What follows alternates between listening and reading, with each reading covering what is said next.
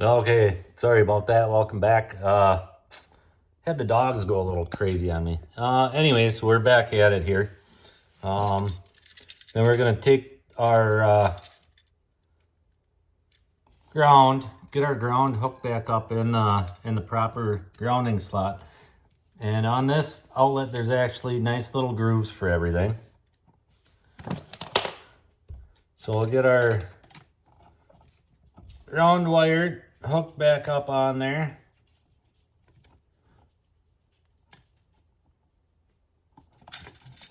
Underneath that little catch plate. So you got the ground wire hooked back up. Then we'll go to our hot line. And when you shake it, you'll see there's a little cover plate that'll, once the screw's loose, it'll kind of flip up and down. Make sure you get your wire underneath there. Now, if you look at this one here, the old receptacle, the wire actually looped around the screw on there. These ones don't. So I don't like that open wire sitting there. So I'll take a side cutter and I'll just trim that down a notch.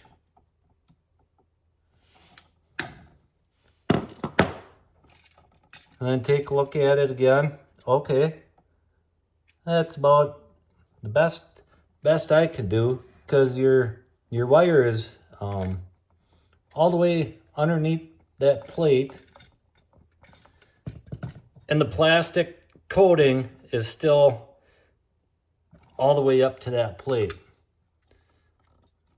Just kind of a safety thing. I know sometimes I've seen electricians take like electrical tape and wrap around the wires or whatnot, but that's what your inside housing box is.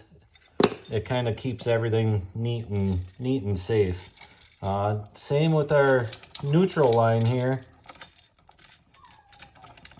Stick it down in there, and there's wire exposed. So once again, we'll take that and we'll just trim it down a little bit. See how that fits. I still don't like that, so we'll trim it down a little bit more. And if you trim down too much, you can just strip some more of this wire coating to make up for it and try again. But I like the way that one's looking. So lefty loosey, righty tighty. So we'll lock that one back down into place. Once you got that all into place, finagle these wires, get them back in there.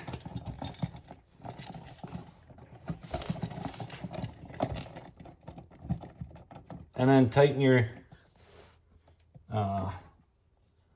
receptacle screws back up.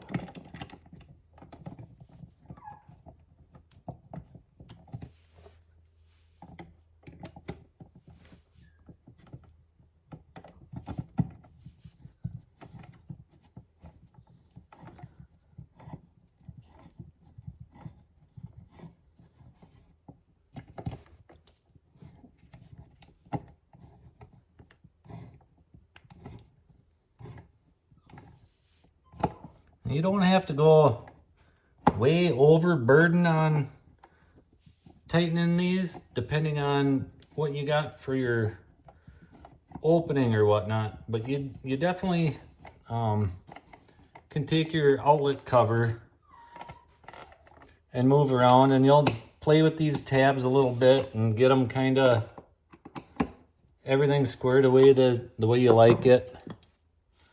You can take your outlet cover and put on and just kind of see, like this one, I see that it's a little bit off on this side, but you can push them in there a little bit, because that's what your outlet cover is going to do, is just sit flat on there, and you'll go from there with it. Now going from this style outlet to this style outlet, you're going to need a different outlet cover. So make sure you get that when you get all the other stuff that you're looking for.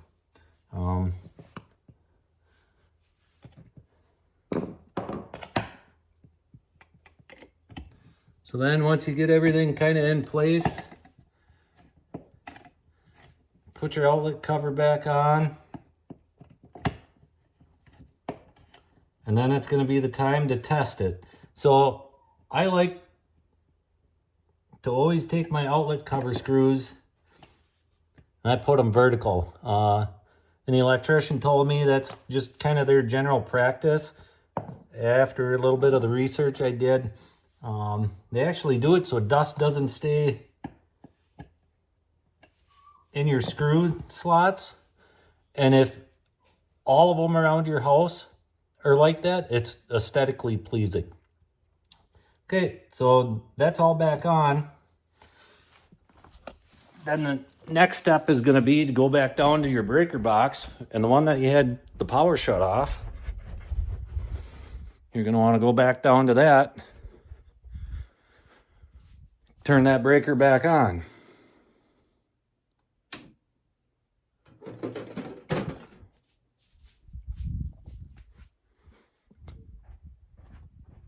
Once you got that done, you should be able to plug everything back in. But I'll always take my little tester, put that in, everything's good there, everything's good there.